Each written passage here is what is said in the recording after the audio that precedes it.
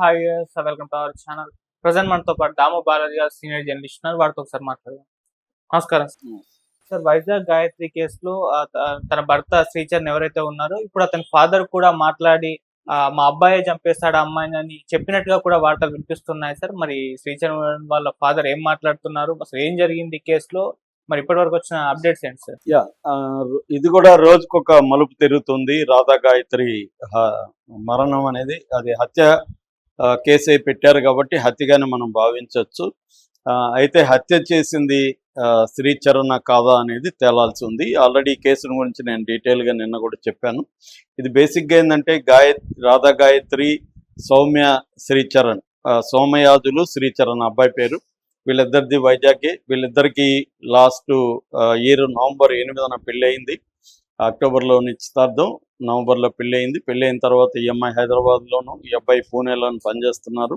హైదరాబాద్లో ఈ అమ్మాయి జాబ్ ఇద్దరు కూడా సాఫ్ట్వేర్ ఇంజనీర్సే.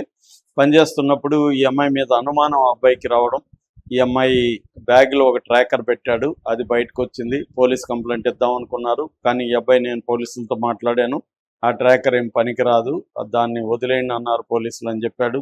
దాని తర్వాత ఎదురింట్లో ఉన్న సీసీటీవీ ఫుటేజ్ని పరిశీలించడం, అక్కడ ఫోటో తీసుకొని పొరపాటుని అమ్మాయికే పెట్టాడు, అది మళ్ళీ డిలీట్ చేశాడు. ఈ లోపల అమ్మాయి చూసింది, తను వచ్చి బైక్లో ఒక ర్యాపిడ్ బైక్లో దిగడుతుండడం ఆ ఫోటోలో ఉంది. అంటే తన మీద నిఘా పెడుతున్నాడు అనే విషయం ఈ అమ్మాయికి అర్థమైంది. అక్కడ నుంచి వీళ్ళ మధ్య గొడవలు ఉన్నాయి. దీంతో ఈ అమ్మాయి ఢిల్లీకి వెళ్ళిపోయింది. ఎందుకంటే ఢిల్లీలో వీళ్ళ పేరెంట్స్ ఉంటారు. నేను ఇక్కడ ఉండడం వల్ల కదా ఇతనికి నా మీద అనుమానాలు ఉన్నాయి, వాళ్ళ పేరెంట్స్ దగ్గరే ఉంటే నా మీద అనుమానాలు ఉండవు అనేది ఆ అమ్మాయి అనుకున్నది. ఎందుకంటే ఈ అమ్మాయి ఇలాంటి అతనితో మనం బతకచ్చా అన్న భయం అయితే ఏర్పడింది. కానీ ఈ అమ్మాయి తల్లిదండ్రులు సుధాకర్, గాయత్రి ఇద్దరు కూడా ఏం చెప్పారంటే, అమ్మ ఇవన్నీ కామనే ఇలాంటి జనరేషన్లో, కాబట్టి నువ్వు సర్దుకుపో అని చెప్పారు. సో ఇప్పుడు నేను విడాకులు తీసుకుంటే తల్లిదండ్రులు తలవంపులు, ఎందుకంటే గ్రాండ్గా పెళ్లి చేశారు, బంధువుల్లో పరుగు పోతుంది, మనమే అడ్జస్ట్ అవుదామని ఈ అమ్మాయి ఢిల్లీకి వెళ్ళిపోయి ఈ అబ్బాయి వాళ్ళ పేరెంట్స్తో ఉండి అక్కడే ఢిల్లీ దగ్గరనే ఆ అమ్మాయి జాబ్ చేయడం మొదలుపెట్టింది. అయినా కూడా ఈ అబ్బాయిలో మార్పు రాలేదు. ఈ అమ్మాయి మీద అనుమానాలు రావడం, ఈ అమ్మాయిని ఇండైరెక్ట్గా మానసిక వేధింపులు ఉన్నాయి. ఈ అమ్మాయి కొంత సైకాలజీ చదివింది, అది భర్త సైకాలజీని అర్థం చేసుకోవడానికి ట్రై చేసింది. చిన్నప్పుడు వాళ్ళ పేరెంట్స్ అంటే చరణ్ వాళ్ళ పేరెంట్స్ మధ్య విపరీతమైన గొడవలు ఉన్నాయి. అందుకని ఒక ట్రామాటిక్ కండిషన్లో అబ్బాయి పెరిగాడు. అందుకని ఆ అబ్బాయికి మానసికంగా అంత పరిపక్వత రాలేదు, మానసికంగా కొన్ని ప్రాబ్లమ్స్ ఉన్నాయి. మనమే ఓపిక్గా ఉండి మార్చుకుందాం భర్తని అని ఆమె అనుకున్నది. అయితే అతను ఏమనుకున్నా అంటే, ఈ అమ్మాయి అఫైర్లు ఉన్నాయి, ఈ అమ్మాయిని విడాకులు ఇచ్చి వేరే అమ్మాయిని పెళ్లి చేసుకుందాం అనుకున్నాడు. కానీ ఈ అమ్మాయి విడాకులు ఒప్పుకోలేదు. దాంతో ఒక ప్లాన్ వేసి తన బర్త్డే అని చెప్పి ఫస్ట్ తన అమ్మ నాన్న కూడా వస్తున్నారని అమ్మాయికి చెప్పారు. రిషికేష్కి వెళ్దామని చెప్పారు. వెళ్దామని చెప్పి అక్కడ నుంచి తీసుకెళ్ళి ముస్సోరికి వెళ్తున్నట్టు అమ్మాయికి కూడా తెలియదు అని చెప్తున్నారు. ముస్సోరికి తీసుకెళ్ళి అక్కడ ఒక హోమ్ స్టేలో కియానా అనే ఒక హోమ్ స్టేలో బుక్ చేసి 11:30కి 14th దిగారు. అక్కడ నుంచి ఈ అబ్బాయి చెప్తున్నది ఏమంటే, 11:30కి దిగాము, 12 కేక్ కట్ చేసాం, దాని తర్వాత రెడ్ వైన్ తాగాము, ఇద్దరం పడుకున్నాం 3:30కి. మార్నింగ్ నేను 6కి మెలకు వస్తే నా మీద పడుంది, న్యూట్గా ఉంది, అమ్మాయి ముక్కుల్లో నోట్లో రక్తం కారుతుంది. నేను భయపడిపోయి కేకలేసాను. ఈ లోపల హోమ్ స్టే నిర్వాహకులు వచ్చారు, నగ్నంగా ఉంటే వాళ్ళు బట్టలు కప్పారు. తర్వాత పోలీసులకు ఫోన్ చేశారు, పోలీసులు వచ్చారు. ఈ లోపల నేను మా అత్త మామకు ఫోన్ చేశాను, మా ఇంట్లో వాళ్ళకి చెప్పాను అనేది అబ్బాయి చెప్తున్నారు. సో ఏదేమైనా 7:30కి మార్నింగ్ పోలీసులు వచ్చారు. అక్కడ అంబులెన్స్లో ఉన్న ఫార్మసిస్ట్ ఈ అమ్మాయిని చెక్ చేసి చనిపోయిందని చెప్పాడు. దాంతో వీళ్ళు అక్కడ కరోనేషన్ హాస్పిటల్ అనే డెహ్రాడూన్లో ఉంటే అక్కడికి తీసుకెళ్ళి పోస్ట్ మార్టం చేశారు. పోస్ట్ మార్టంలో ఎక్స్టర్నల్ వూండ్స్ కానీ ఎక్స్టర్నల్ ఇంజురీస్ కానీ ఏమీ లేవు. అయితే ఆ అమ్మాయి ఎలా చనిపోయింది అనే దానికి ఇప్పుడు టాక్సికాలజీ రిపోర్ట్ రావాలి, అలాగే ఫోరెన్సిక్ సైన్స్ ల్యాబ్ నుంచి రిపోర్ట్ రావాలి. ఈ రెండు వస్తే కాజ్ ఆఫ్ డెత్ అనేది తెలుస్తుంది.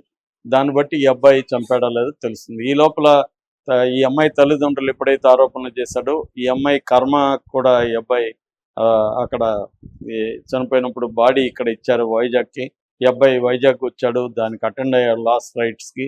తర్వాత సింహాచలంలో ఒక రూమ్ తీసుకొని ఉన్నాడు.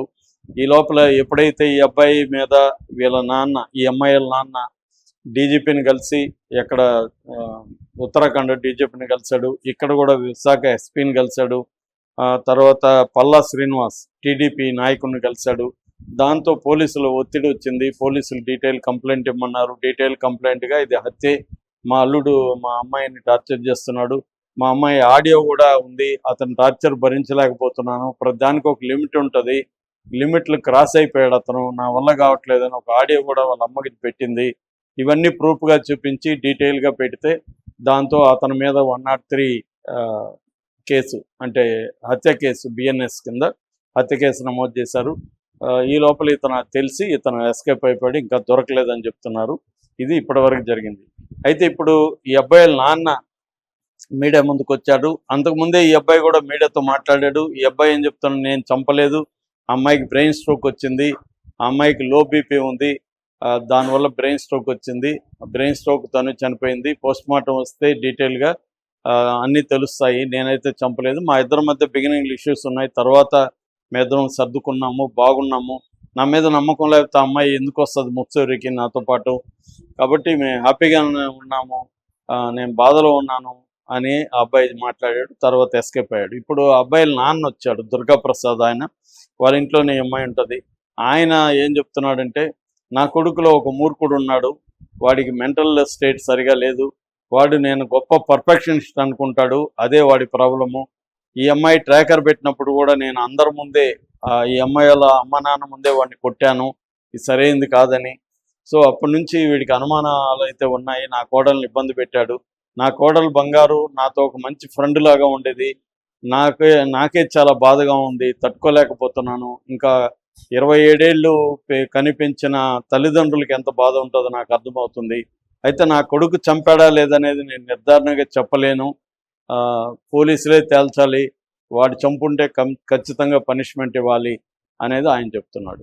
అంటే ఆయన చెప్పే మాటల్లో కూడా అక్కడ వాళ్ళిద్దరే ఉన్నారు కదా, హత్య అనేది జరిగితే వీడే చేస్తుండాలి, లేదు అది ఏమన్నా యాక్సిడెంట్గా హెల్త్ హజార్డ్ అంటారు, ఒక్కొక్కసారి సడన్గా కార్డియాక్ అరెస్ట్ కావచ్చు, సడన్గా స్ట్రోక్, బ్రెయిన్ స్ట్రోక్ రావచ్చు, లేకపోతే ఏమైనా జరగచ్చు. అటువంటి అదేంటంటే 2000 మీటర్ల హైట్లో ఉంది ఆ place. So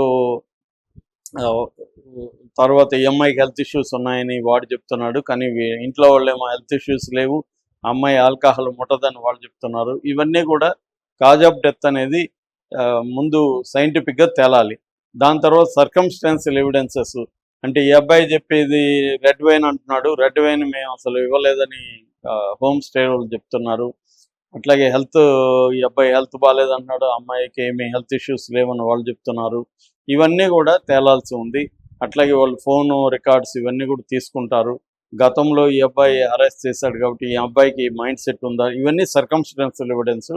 cause of death తెలియాలి. అంటే ఒకటేమంటే ఈ అమ్మాయికి ఏదో ఒక డ్రగ్ ఇచ్చేసి మొత్తలోకి వెళ్ళినాక ఈ అబ్బాయి దిండు పెట్టి అదిమి చంపేసి ఉంటాడు అనేది వాళ్ళ అమ్మ నాన్న ఆరోపిస్తున్నారు. అది తేలాలి.